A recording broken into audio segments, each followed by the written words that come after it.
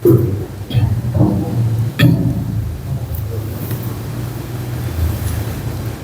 بالله من الشيطان الرجيم. بسم الله الرحمن الرحيم. قال ربي اشرح لي صدري ويسر لي أمري واحلل عقدة من لساني يفقهوا قولي واجعل لي وزيرا من أهلي. قال المؤلف رحمه الله ونفعنا بعلومهم وبأسرارهم. Assalamualaikum warahmatullahi wabarakatuh.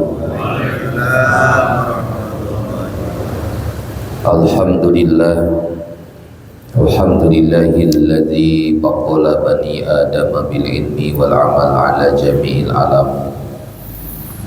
Wassalatu wassalamu ala sayyidil arabi wal ajam wa ala alihi wa sahbihi ya nabiyil ulumi wal hikam. Amma ba'du.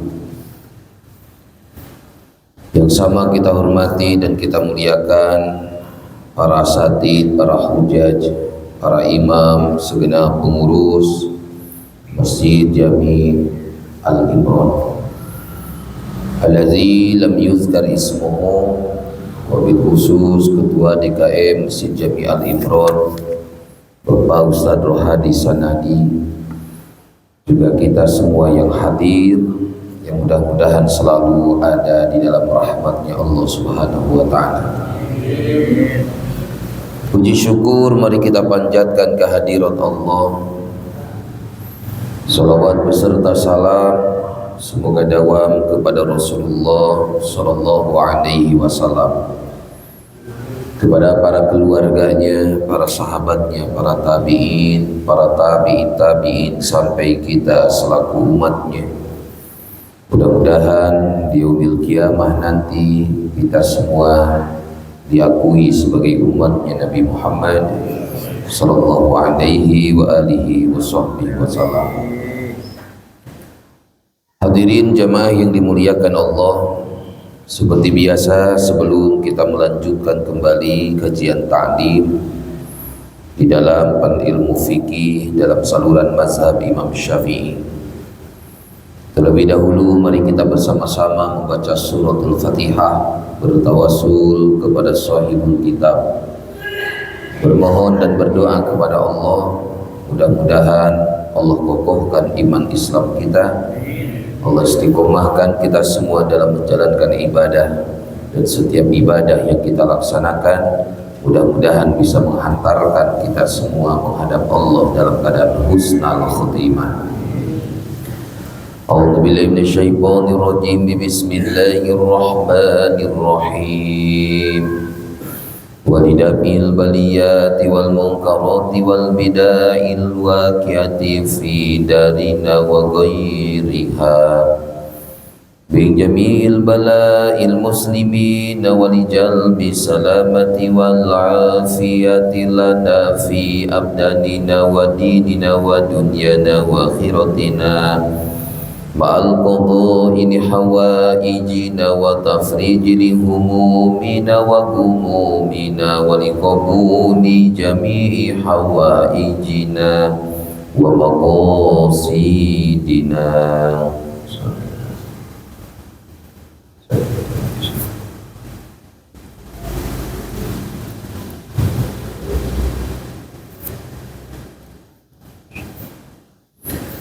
Biridhaka ya Allah, ya Allah, ya Allah, bihaqqil Fatihah. A'udzu billahi minasy syaithanir rajim. Bismillahirrahmanirrahim. Alhamdulillahi rabbil alamin arrahmanir rahim maliki yaumiddin. Iyyaka na'budu wa iyyaka nasta'in ihdinas siratal mustaqim siratal ladzina an'amta 'alaihim ghairil maghdubi 'alaihim waladdallin.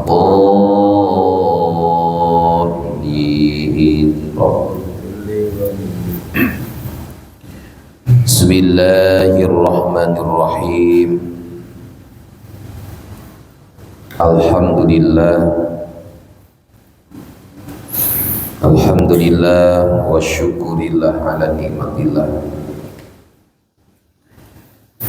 Di malam yang mulia ini kita bisa kembali hadir, bersilaturahim, bermuajahah, berkumpul kita melaksanakan di antara kewajiban kita kepada Allah, salat maghrib berjamaah. Kita lanjutkan kembali dengan duduk bersimpuh di majelis ilmu, berbarengan dengan turunnya hujan, mudah-mudahan berbarengan dengan turunnya rahmat dari Allah Subhanahu wa Ta'ala.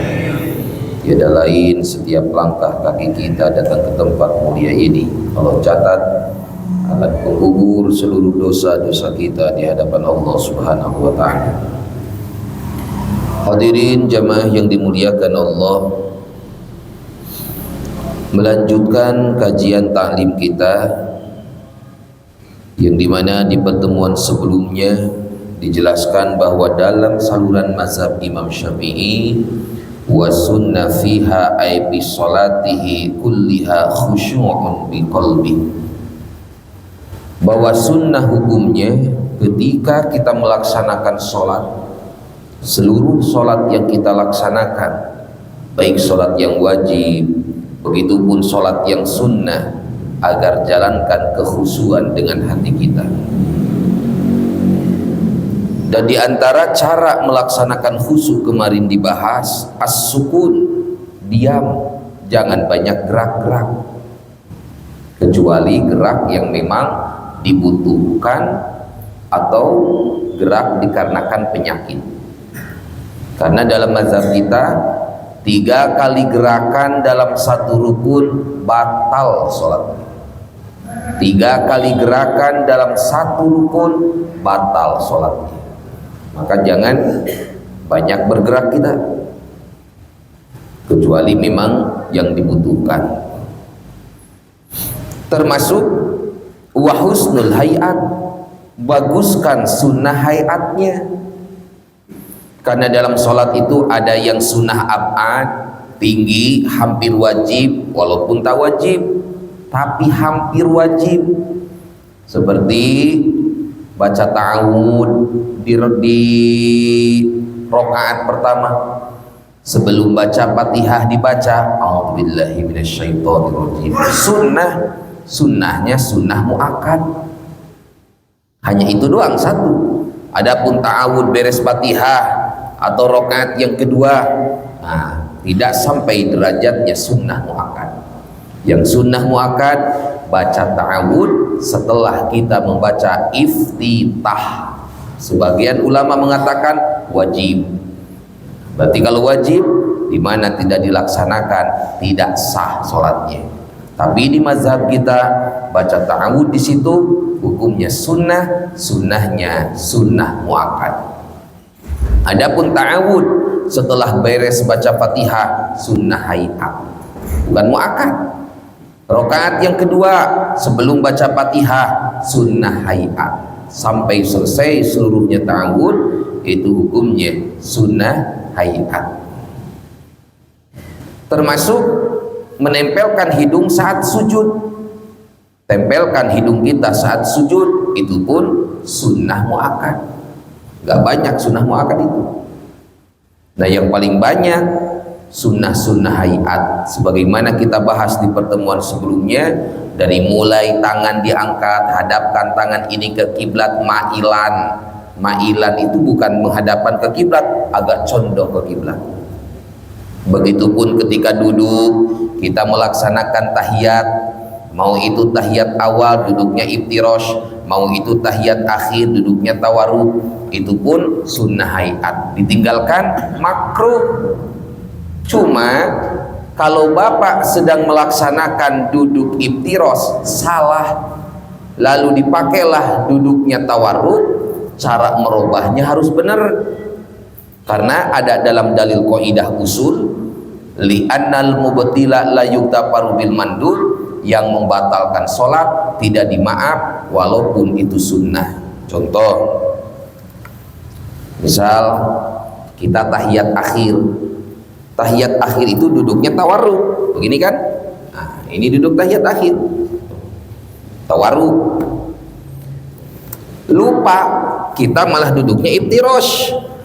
Ini rakaat terakhir, misalnya maghrib rakaat 3, isya rakaat 4, duduknya begini, benar enggak? Salah. Saya lanjutkan sampai selesai, salam, terus begini, sah enggak? Sah. Begini itu sunnah, ditinggalkan tetap sah, tapi makruh, mengurangi pahala. Pas ingat-ingat, at-tahiyatul mubarakatus shalawatu thayyibatu lillah. Ini tahiyat akhir, duduknya tahiyat awal. Ini tahiyat akhir, harusnya duduk tawarruk, malah duduk iftirosh. Robah biar nggak makruh, cuman cara merubahnya hati-hati. Karena kita lagi kondisi duduk, jangan merubah yang mau mengambil sunnah tapi melebihi daripada tempat sujud atau yang dihukumi sujud dalam sholat. Kalau dalam sholat duduk, ruku itu begini, ini ruku. Dalam sholat duduk, sujud itu begini. Memungkinkan bisa sujud, tapi karena nggak bisa sujud, mungkin maaf matanya baru beres dioperasi, kan nggak boleh sujud itu, akhirnya begini aja. Nah, ini sujud.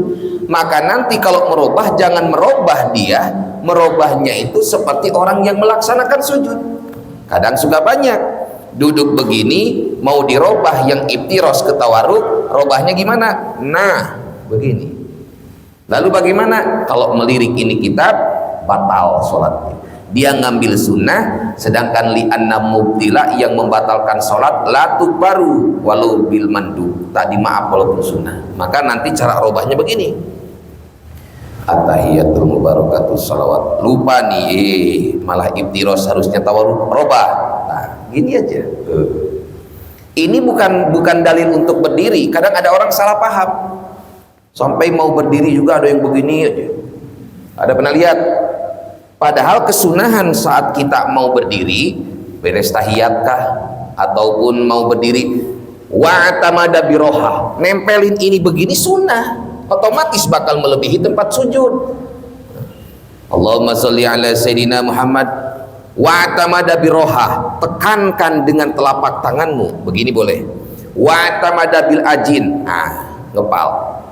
Ada yang begini, pernah lihat? Ada yang begini, bebas bapak mau yang mana, tapi dalam mazhab kita yang bagus ini.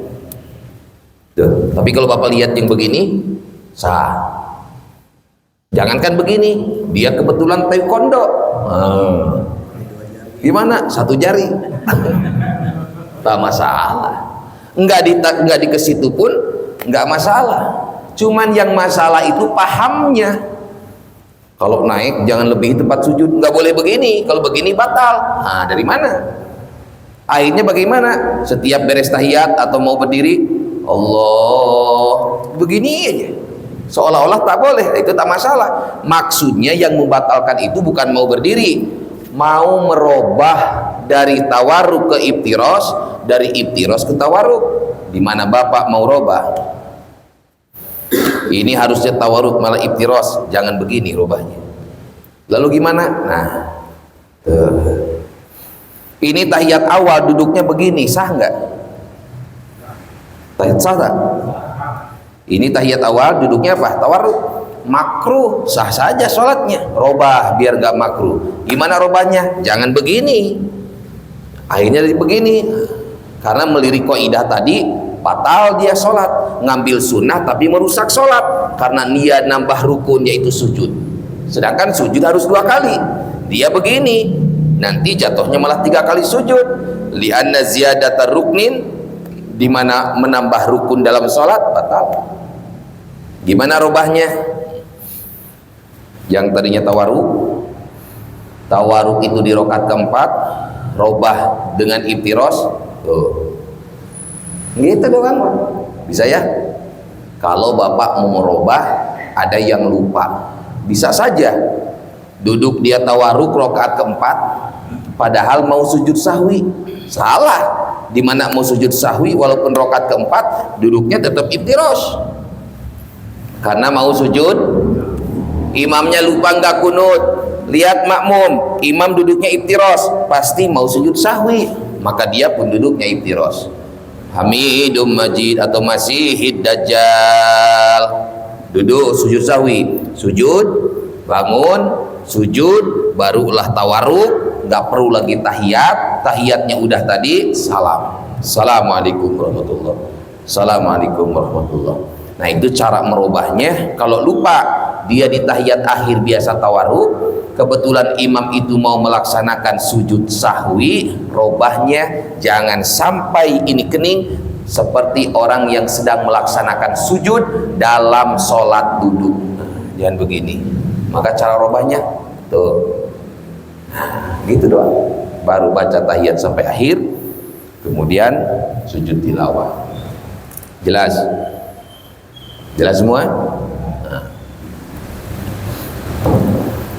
Kemudian wa alla tarfa'a basaraka an maudi'i sujudik, wa alla tarfa'a, janganlah engkau mengangkat basaraka, pandangan engkau, an maudi'i sujudik, dari tempat sujud. Kalau kita melaksanakan sholat, maka kalau pengen khusyuk, ini mata jangan melirik kemana-mana, tetapkan mata itu memandang tempat sujud. Itu tempat sujud paling jauh 3 siku. Bapak sholat, sebelum takbir tundukin kepala, itu yang paling bagus. Kalau melirik rangkaian tartiban dalam kajian fikih, tundukin. Mulai kita usolli, naikin kepala yang tadi ditundukin, tapi mata jangan ikut naik, karena menundukkan itu membantu mata. Nih sampai segini tunduknya, itu tempat sujudnya. Udah tunduk, usolli fardhu, naik si kepala kita, tapi mata jangan ikut naik juga. Terus aja lihat tempat sujud. Kalau misalnya lihat tempat sujud malah khawatirnya nanti mata kemana-mana, simpen duit 200.000 di situ Pak, aman lah pokoknya. Khawatir ada yang ngambil orang, pasti kan fokus dia. Nah ketika dia lihat tempat sujud, baru takbir, lanjutkan hingga sampai dia melaksanakan tahiyat, baik tahiyat awal maupun tahiyat akhir. Setiap nanti tangan itu berdiri, maka lirik bin nazri, asyhadu alla, tadinya tempat sujud, asyhadu alla ilaha illallah, mata melirik ke telunjuk kita. Cara megangnya telunjuk boleh di sini, tapi yang paling bagus telunjuk itu nempel di jempol itu ibham, nempel di bawah musabbihah telunjuk. Nah begini yang paling bagus. Sebenarnya ada juga yang begini kadang, tapi nggak dapat sunnah, cuman nggak batal. Gini aja Pak, asyhadu an la ilaha illallah, kayak orang nembak ya. Sah-sah saja, nggak membatalkan. Yang penting jangan bergerak-gerak telapaknya. Kalau yang bergerak-gerak telunjuknya makruh, nggak batal. Jangan nanti Bapak lihat ada orang bergerak-gerak telunjuknya, oh ini aliran sesat. Bukan. Menggerak-gerakan dalam mazhab kita makruh, mengurangi pahala. Yang membatalkan itu nih tangannya, at-tahiyat. Kalau begini, ini udah juj badan namanya, berarti naik 1, naik 2, naik 3, batal dalam satu rukun 3 kali gerakan. Tapi kalau hanya sekedar kanan atas bawah atau kanan kiri, itu biasanya dalam mazhab Imam Malik. Karena dalam mazhab Imam Malik sunnah itu dari mulai awal sampai akhir tak berhenti. Itu mazhab Maliki.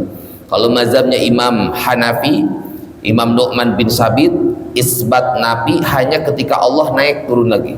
Asyhadu an la ilaha illallah. Illallah, balik lagi ke awal, selesai. Mazhab Imam Ahmad bin Hambal, setiap Allah naik, Atahiyatul mubarakatuh salawatu thayyibatu lillah. Assalamualaikum ya nabi wa rahmatullahi wa barakatuh. Assalamualaikum wa ala ibadillahi shalihin. Asyhadu an la ilaha illallah wa asyhadu anna muhammadar rasulullah. Allah naik, Allah naik, Allah naik turun. Kalau di kita enggak, sekali doang. Asyhadu an la ilaha illallah. sampai intaha goyah. Mana intaha goyah?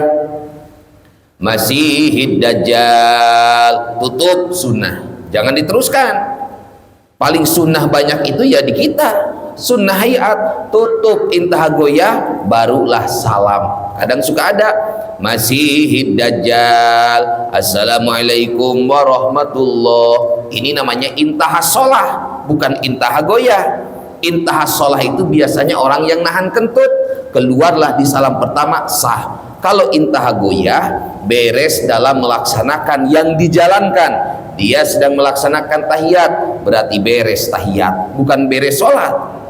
Masihid Dajjal, tutup, dapat pahala. Lanjut, makruh. Apakah lanjutnya beres salam pertama ataukah lanjutnya beres salam kedua? Assalamualaikum warahmatullahi wabarakatuh. Assalamualaikum warahmatullahi wabarakatuh. Maka yang bagus, sebelum salam si tangan itu sudah dalam kondisi bukan digenggam lagi. Jelas ya?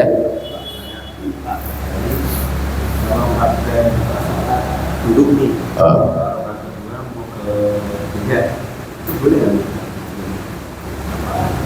Sujud. Sholatnya sholat duduk. Dia berdiri. Jangan, kalau memang dari awalnya sholatnya duduk, jangan seperti itu, karena dia masuknya nambah rukun. Langsung aja begitu. Enggak, orang dia nggak berdiri mau nahan apa? Enggak. Bahkan dalam satu pendapat disimpan di bawah aja makruh, udah dipahdain. Misalnya duduknya mau gimana? Duduk yang paling bagus bagi sholat duduk iftirosh. Kedua, kalau nggak sanggup iftirosh, tarobu. Kalau nggak sanggup tarobu, tawarruk. Tarobu gini nih, sholat duduknya begini boleh. Berarti begini, itu kedua. Ketiga baru tawarruk. Saya ambil misalnya iftirosh, sholat duduk. Kenapa? Pinggang sakit. Sakit pinggang, lambung kumat, pusing, vertigo, sama bokeh juga. Yang parah bokehnya itu tuh, jadi pusing dia. Ketika dia mau naik rakaat kedua, misalnya ini udah sujud, Allahu Akbar, Rabbili warhamni wajzain, Allahu Akbar, subhanallah wa bihamdihi, subhanallah. Naik rakaat kedua ini misalnya ini, Allah, langsung aja begini, Allahu Akbar. Kalau udah beres tahiyat, Allahumma sholli ala sayyidina Muhammad wa sallim. Enggak perlu begini lagi naik kayak orang naik, enggak. Langsung aja, Allahumma sholli ala sayyidina Muhammad. Allahu Akbar. Khawatirnya apa? Khawatirnya ketika dia misalnya kayak tadi, si tangan itu dibalikin lagi ke awal karena dia sholatnya duduk, khawatir dihukumi seperti orang yang melaksanakan sujud. Berarti kalau dia dihukumi sebagaimana orang yang melaksanakan sujud, dia melaksanakan sujud 3 kali dalam satu rukun. Berarti kalau dia sujud 3 kali dalam satu rukun, namanya ziyadatul ruknin, nambah rukun. Mau seperti itu ataupun mau di kursi, sama. Jadi nggak ada kesunahan. Kalau sholat duduk sunnah ditempelkan, gimana yang sholatnya di kursi? Sulit dia nempelin. Mau nempelin terus ke bawah dulu dia. Apalagi kursinya tinggi, nggak ada. Maka di mana udah sujud kedua, mau naik ke rakaat yang seterusnya, udah. Kalau itu rakaat kedua, sunnah angkat tangan. Kalau rakaat itu satu, nggak sunnah ngangkat tangan, makruh. Karena ngangkat tangan hanya di 4 tempat, walaupun di sholat duduk sama. Masih ingat? Satu, kapan ngangkat tangan? Takbiratul ihram. 2, tahiyat awal. 3, hah? 3 apa? Udah dengerin. Tuh. Jangan ngangkat setiap. Ngangkat itu ada sunnah. Kalau diangkat bukan di sunnah, makruh. 1, takbiratul ihram, sunnah, Allahu Akbar. Lakum dinukum waliyadin. Ruku dia, sunnah ngangkat, Allahu Akbar. Sami Allahu liman hamidah. Udah berapa tuh? 1 lagi. Saat tahiyat. Jangan ngomongin rokaat. Mau rokaat 1, mau rokaat 2, mau rokaat 3, intinya tahiyat. Bapak beres tahiyat, Allahumma sholli ala Sayyidina Muhammad, Bapak naik, Allahu Akbar, ngangkat sunnah. Kadang tahiyat ada di rakaat 1, ada enggak? Siapa dia? Hah? Masbok, imam rakaat yang kedua dia baru datang. Imam rakaat 2 tahiyat, dia baru 1 ikut tahiyat. Walaupun rakaat 1 naik Allahu Akbar. Imam rakaat ketiga, dia rakaat 2, maka dia tahiyat lagi, naik, angkat lagi. Sampai dia rakaat yang terakhir, salam. Kadang masih suka ada rakaat 1 mau kedua, loh, diangkat lagi tangannya. Jadi setiap rakaat ngangkat tangan, jatuh hukumnya makruh, mengurangi pahala. Yang ngerinya bukan makruhnya. Apa yang ngeri? Yang ngerinya itu baik Syekh Nawawi, begitupun Syekh Zainuddin bin Abdul Aziz Al-Malibari, termasuk Said Bakri Dimyati Soto. Karena ini tidak disunahkan lalu diangkat, ini dihitungnya gerakan. Contoh, Bapak rakaat 1 mau kedua, kalau rakaat 1 mau kedua nggak sunnah diangkat, langsung begini aja, Allahu Akbar, dia malah diangkat, maka mengangkatnya itu dihitung gerakan. Sehingga kalau kedua tangan diangkat, kakinya kebetulan rapat, lalu dia apa namanya, bergeser, naik, Allahu Akbar, batal sholatnya. Karena ini nggak dituntut, nggak disunahkan. Kenapa diangkat? Jatuhnya gerakan 2, 1, 2, 3. Nah, maka ingatkannya itu apa? Hanya 4 yang disunahkan mengangkat tangan saat takbiratul ihram, mau ruku, bangun dari ruku itulah i'tidal, dan setiap beres melaksanakan tahiyat awal, mau rakaat 1, kedua, ketiga, selama itu masih tahiyat awal, sunnah tangannya diangkat. Jelas? Nah itu. Kalau kedua kita angkat tangan, ini rapat Pak, kita itu enggak? Nah itu khilaf. Kata Syekh Nawawi, sunnah hayat yang dibutuhkan, yang disunahkan tidak terhitung sebagai gerakan. Kata Syekh Zainuddin bin Abdul Aziz, ini nih, berarti Batul Mu'in itu tetap dihitung gerakan. Dalilnya dari mana Syekh Zainuddin? Qaidah tadi, li'annal mubtilah la yuktafaru bil mandub. Yang membatalkan sholat tidak dimaaf walaupun sunnah. Bapak mau ambil yang mana? Terserah, dua-duanya ada dalil.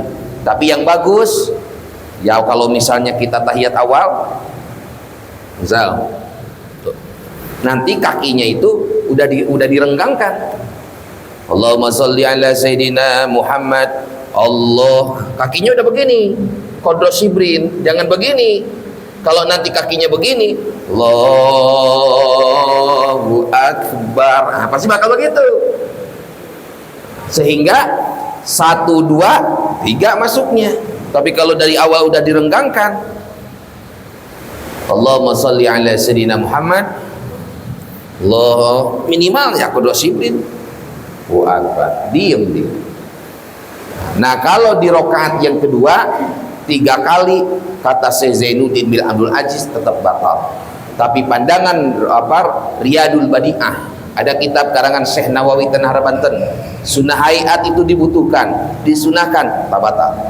Tapi kalau yang tadi beda, itu mah nggak dibutuhkan. Rakaat 1 ngangkat tangan, timbullah 3 gerakan, batal.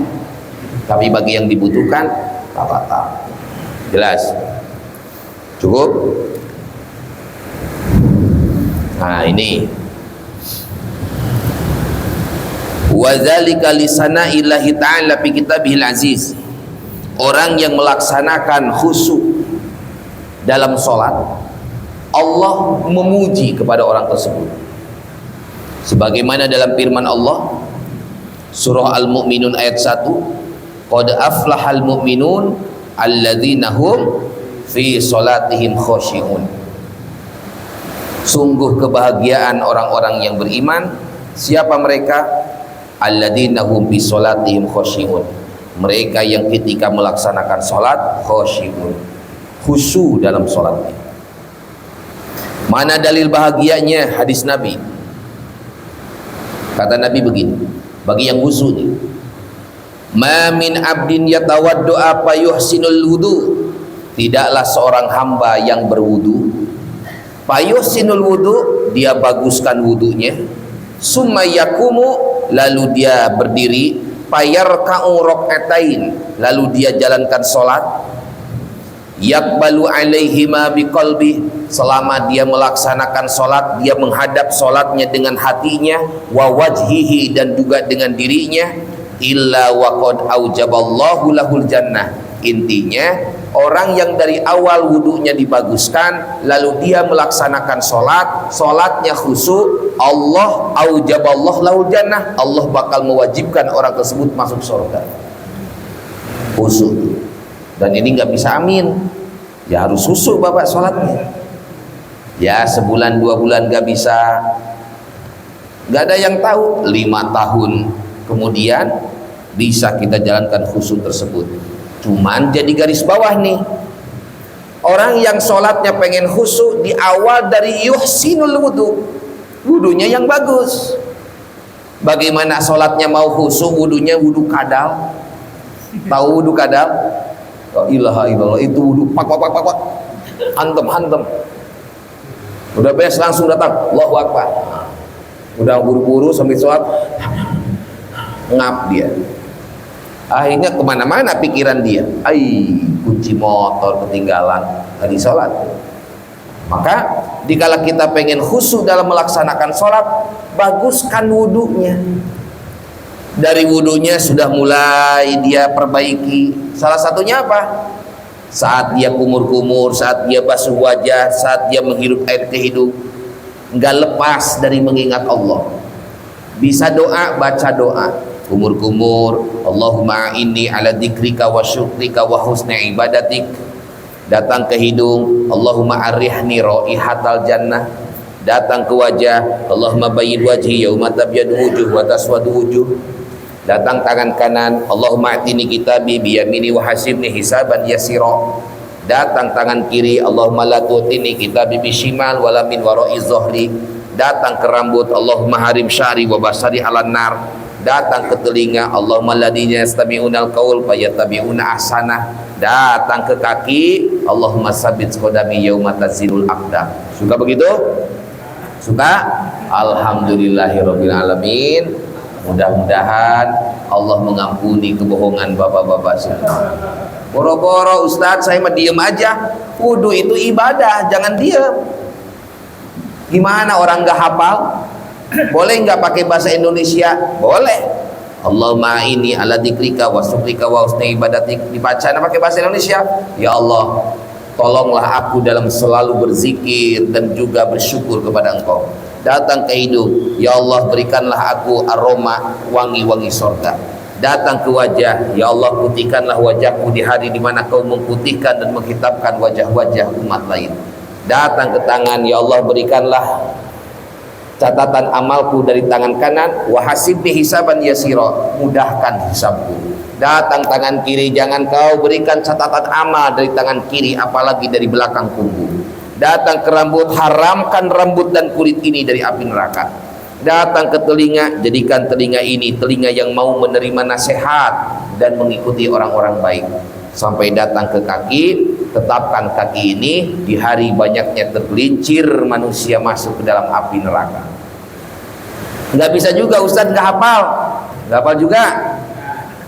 Pakai hadis Hasan Mustaghfiri. Imam Mustaghfiri hadisnya Hasan Gharib. Apa? Syahadat. Yang penting jangan diem, jangan saat wudu diem aja.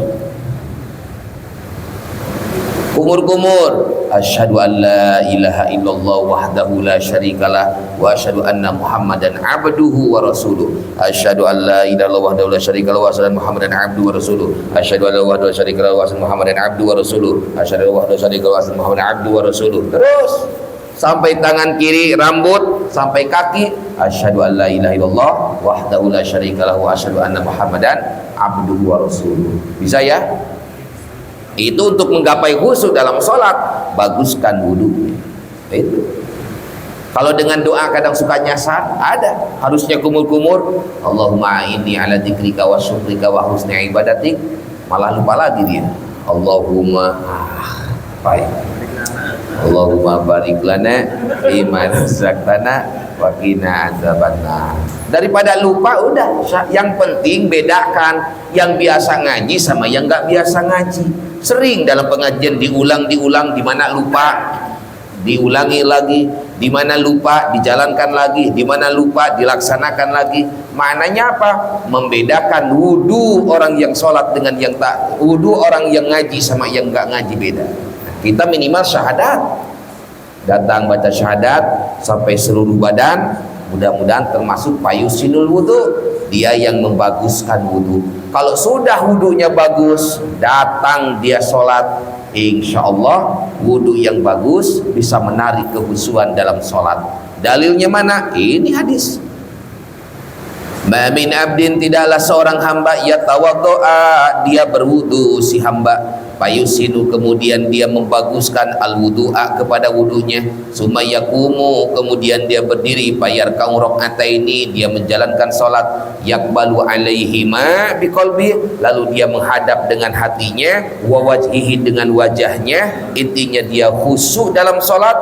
Dia yang baguskan wudunya, dia yang khusyuk dalam salatnya, illa wa qad aujaballahu lahu jannah, Allah wajibkan dia masuk ke dalam surga. Sehingga nggak bakal bisa khusyuk datang kalau wudunya tak dibaguskan.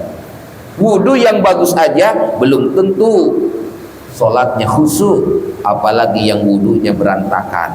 Karena wudu merupakan syarat pada waktu melaksanakan sholat. Jelas? Ada mau nanya seperti ini? Nah, ini paham semua Pak, puyeng semua ini. Hujan-hujan enaknya juga ngopi Pak. Nah itu.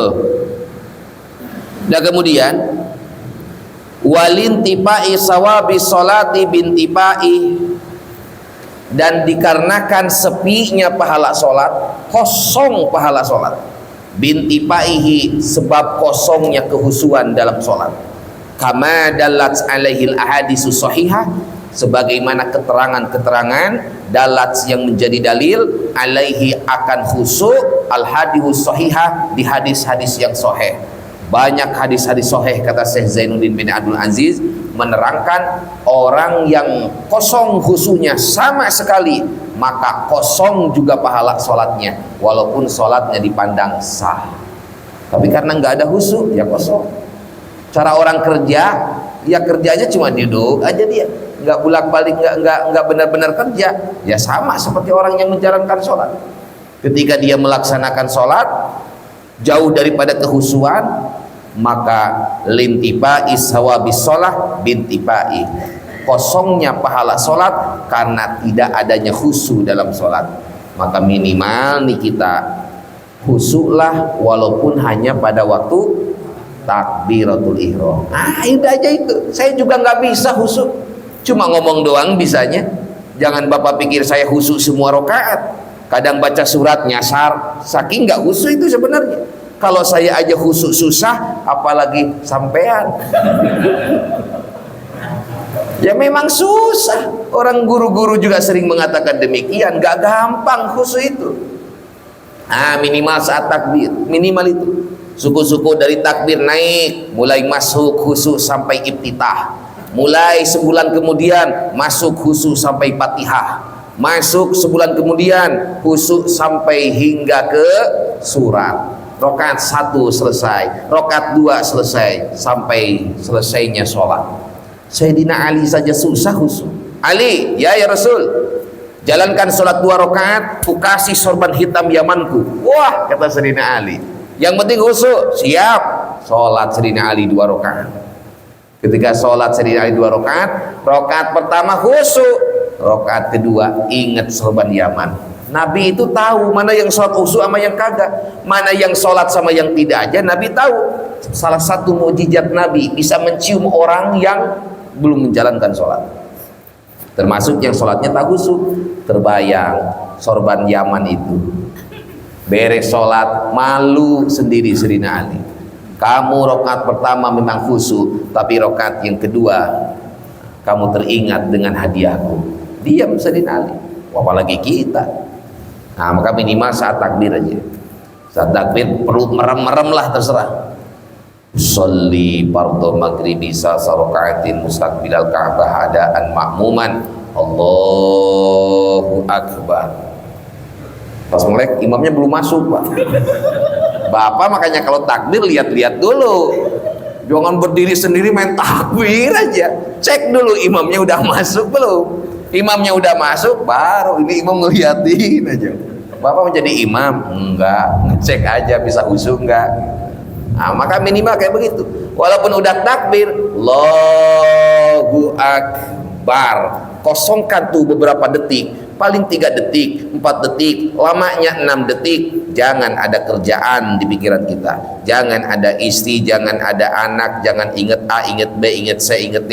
Tinggalkan semuanya. Setelah itu bar,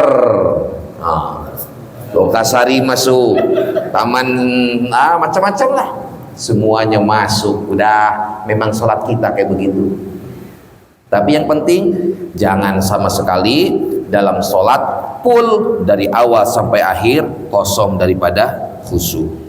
Nah ini disebutkan fa in kulta in hakamta bi butlani sholat. Kalau ada orang yang mengatakan in hakamta bi butlani sholat, orang yang khusyuk yang tidak khusyuk dalam sholat batal sholatnya. Wa ja'alta hududal qalbi syartan. Satu, kalau ada yang bilang ketika orang sholat tidak khusyuk sholatnya percuma, maka dia berselisih dengan ijma para ahli fikih. Dia menentang ucapan Imam Hanafi, nggak wajib. Dia menentang Imam Maliki, khusyuk nggak wajib. Dia menentang Imam Syafi'i, khusyuk nggak wajib. Begitupun Imam Ahmad bin Hambal, bahwa khusyuk dalam sholat bukanlah kewajiban. Dua, wa ja'alta hudural qalbi syarton fi sihatiha. Dan kalau ada orang yang mengatakan bahwa menghadirkan hati yaitu khusyuk dalam sholat itu merupakan syarat dalam sahnya sholat, khalafta ijma'al fuqaha, dia telah berpaling daripada kesepakatan para alimin ulama. Intinya sepakat ulama baik mazhab Imam Hanafi lahir 80 Hijriah wafat 150 Hijriah ataupun Imam Maliki 93 Hijriah wafat 179 Hijriah atau mazhab Imam Syafi'i 150 lahir 204 wafat atau mazhab Imam Ahmad bin Hambal lahir 164 wafatnya 241, itu semuanya sepakat bahwa khusyuk bukan merupakan syarat, bukan merupakan kewajiban. Tapi, ada tapi. Jangan senang dulu Bapak. Fa innahum lam yushtaratu, karena sesungguhnya tidak disyaratkan dalam khusyuk, salat itu khusyuk, illa hudurul qalbi inda takbiratul ihram. Ada ulama mengatakan begini. Memang nggak diwajibkan khusyuk dalam salat, tapi saat takbir mau nggak mau, senang nggak senang harus khusyuk. Kalau saat takbir nggak khusyuk, maka perjalanan setelah takbir pun tak bakal ada yang namanya khusyuk. Kalau ketika takbiratul ihram tidak khusyuk, maka kosonglah pahala sholat karena kosongnya khusyuk dalam takbiratul ihram tersebut. Nah, maka saat takbir itu jangan aneh Bapak, jangan aneh. Banyak orang bolak-balik tuh takbirnya tuh, Allah. Pernah lihat nggak? Kenapa? Ini salah satunya. Saya juga mau pakai Ustadz, harus ada caranya dulu. Kalau misalnya ada orang tersebut takbir, ketika takbiratul ihram bolak-balik, maka disebut takbir di bilangan ganjil. Contoh, kita takbirnya kayak tadi, ceritanya pengen ngambil khusyuk. Sholli fardhu isya barakaati mustaqbilal Ka'bah adaan imaman lillah. Allah, udah bener ini takbir, udah bener, cuman dibatalkan karena nggak khusyuk. Allah sholli, Allahu akbar, nggak sah takbir. Karena takbir yang kedua memutus takbir pertama. Paham? Kecuali salah dari awalnya. Usolli padol isya'i barokati mustaqbilal Ka'bah adaan lillah. Allahu maghrib bukan isya, tadi niatnya isya, balik lagi. Nah ini nggak masalah karena memang salah dia niat. Baru Allahu Akbar, tak masalah. Dia takbir di takbir kedua karena memang takbir pertama salah. Tapi kalau takbir pertama udah bener tapi nggak dilanjut karena ngambil khusyuk, maka disebut takbir di bilangan ganjil.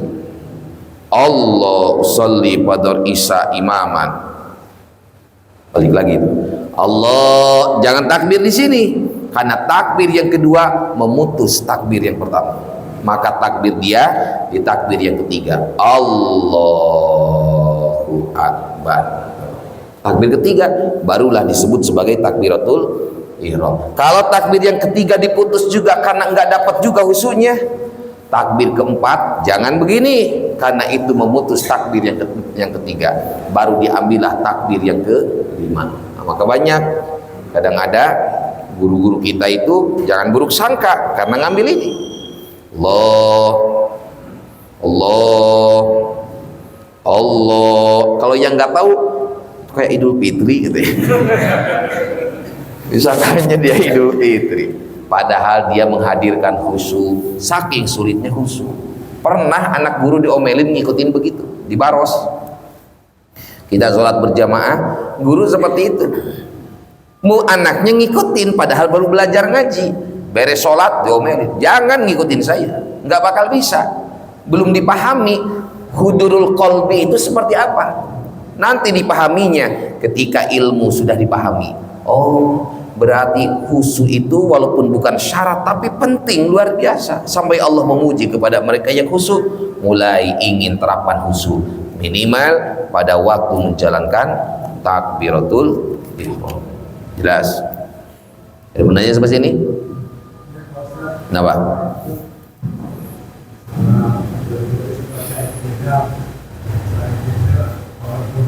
I'tidal. Kalau imam atau sholatnya tapi tidak terbaca, Saya berjamaah dengan imam, tapi saya nggak serap sama imamnya.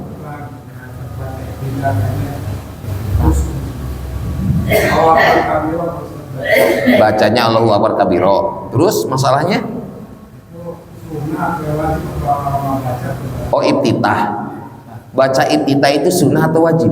Bagaimana kalau saya sholat nggak baca iftitah? Apakah sholat saya sah? Intinya iftitah bareng sama imam. Iftitah itu termasuk daripada sunnah. Nama sunnahnya sunnah hayat. Paling minimal baca iftitah, paling pendek nih, Allahu Akbar. Allahumma ba'id baini wa baina khotoyaya kama ba'adta bainal masyriq wal maghrib. Itu paling pendek. Kapan dipakainya? Imam telat datangnya. Imam lagi baca surat Fatihah udah selesai, kita datang, Allahu Akbar. Allahumma ba'id baini wa baina khotoyaya. Pakai yang pendek, jangan yang panjang. Udah iftitah baru baca Fatihah. Imam talamar ruku, ikutin dulu. Bagaimana misalnya ada orang yang ketika sholat yang nggak baca iftitah, berjamaah bareng sama imam, dia takbir langsung diam dengerin imam, nggak baca dia iftitah, sholatnya tetap sah, cuman makruh ketika iftitah itu ditinggalkan. Yang bagus apa?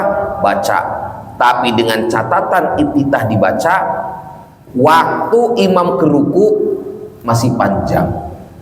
Iftitah hukumnya apa? Sunnah. Baca Fatihah hukumnya apa? Nah, ketika datang telat, lakum dinukum atau wala antum abiduna ma'abud, Allahu Akbar. Kalau dia baca iftitah ruku, kapan baca Fatihahnya dia? Maka ketika iftitah Fatihah, di sini resiko mau nggak mau yang harus diambil Fatihah. Iftitah sunnah, Fatihah rukun wajib. Idza taradul mandub wal wujub fal wujub muqaddam. Kalau bertolak belakang wajib dan sunnah, maka yang harus diambil wajib. Di sini jangan pakai iftitah, tapi pakailah Fatihah. Tapi kalau leluasa dari awal baca iftitah.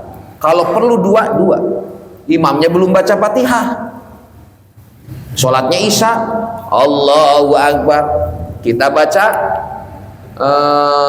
iftitah yang panjang misalnya, Allahu Akbar kabir walhamdulillahi katsira subhanallahi terus sampai beres. Kok imam belum baca Fatihah juga sih?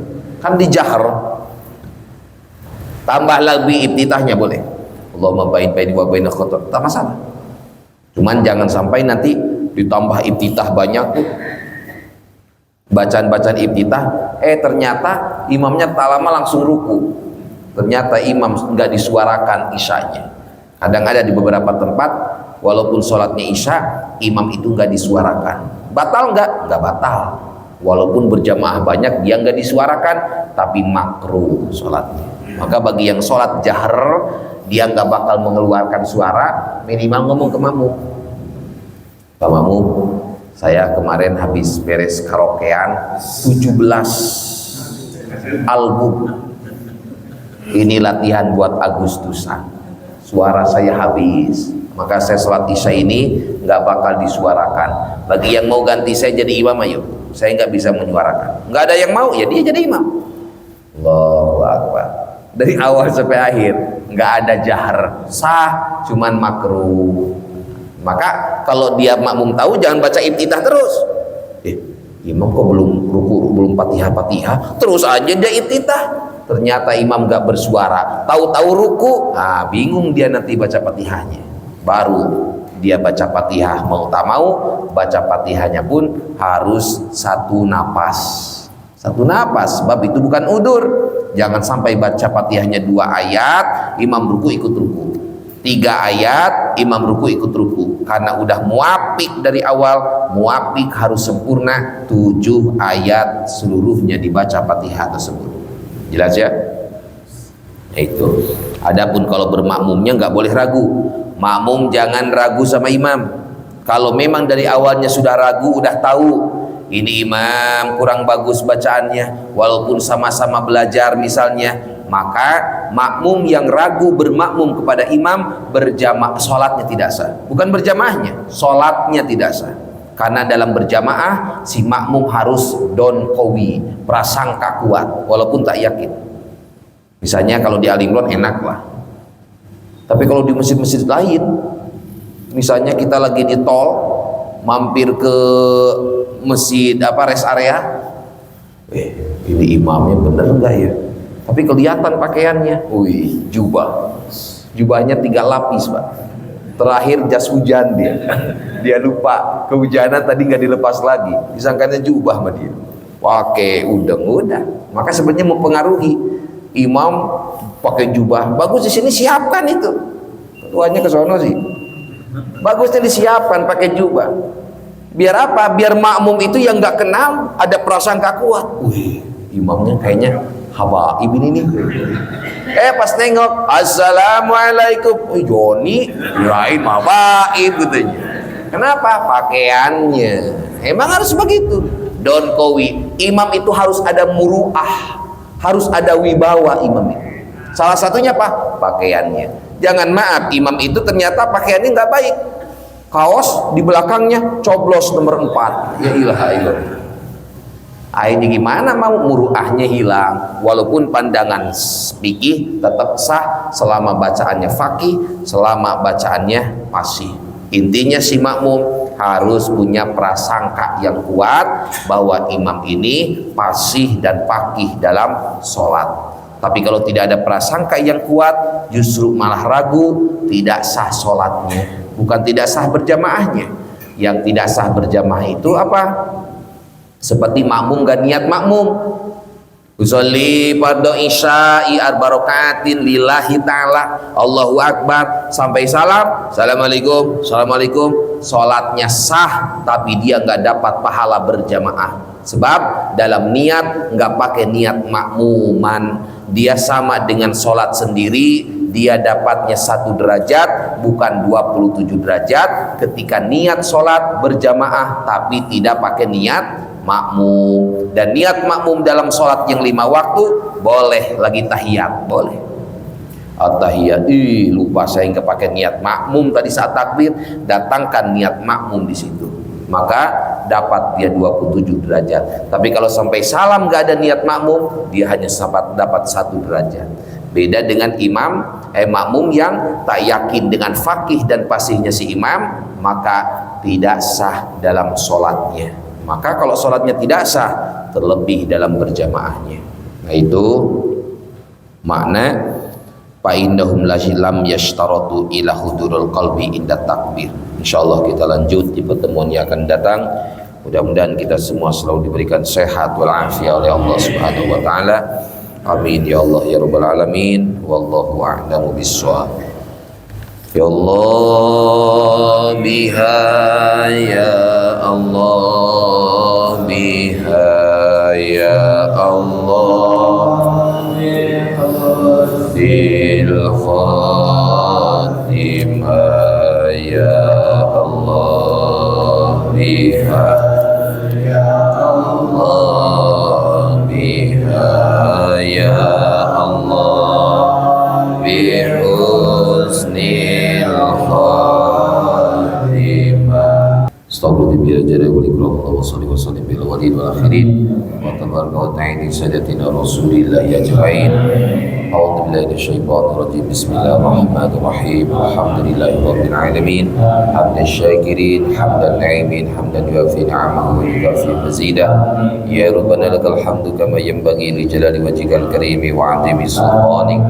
Allahumma salli ala sayyidina Muhammad wa ala ali sayyidina Muhammad. Allahumma inna nas'aluka ilman laduniyan wa amalan shalihan wa rizqan halalan wa khairan katsiran wa syarran ba'idan bi rahmatika ya arhamar rahimin. Allahumma la taj'al fina syaqiyan wa la mahruma waj'al sayyi'atina sayyi'ati man ahbabta wa la taj'al hasanatina hasanati man abghadta. Allahumma inna nas'aluka husnal khatimah. Allahumma inna nas'aluka husnal khatimah. Allahumma inna nas'aluka husnal khatimah wa na'udzubika min syarril 'aqibati wa su'il khatimah. Rabbana taqabbal minna innaka antas samiul 'alim wa tub 'alaina innaka antat tawwabur rahim. Rabbana atina fid dunya hasanah wa fil akhirati hasanah wa qina azabannar. Sallallahu ala sayyidina Muhammadin wa ala alihi wa sahbihi wa sallam. Bi subhana rabbika rabbil izzati amma yasifun wa salamun alal mursalin walhamdulillahi rabbil alamin. Assalamualaikum warahmatullahi wabarakatuh.